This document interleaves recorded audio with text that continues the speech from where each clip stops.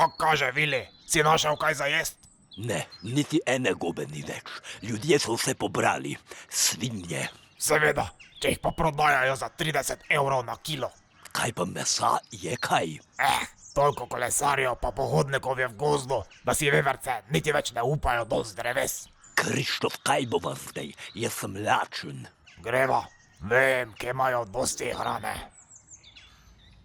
Kam pa greva? V Ljubljano, Zakaj pa ne greva z vlakom? ker je peš hitreje. Prav si imel. Ogromno hrane je.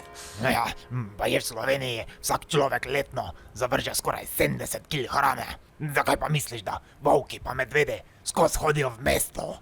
Čakaj malo, kaj pa če naj ustrelijo? Pa kje si ti videl lovca v mestu? Sicer pa se divje svinje lovi po noči. Dokler je dan, naj noben sploh opazil ne bo.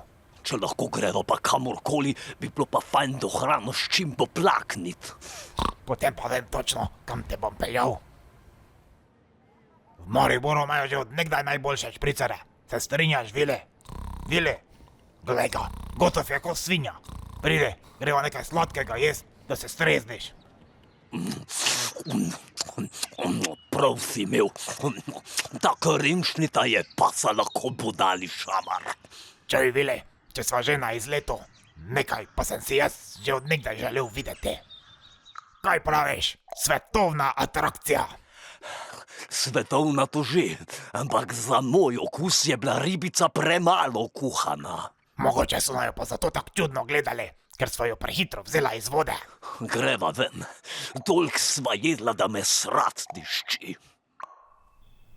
Ojoj, zgleda sva bila tako dolgo notri, da je zunaj že noč. Čakaj malo, kaj nisi rekel, da to pomeni? Divji svinje!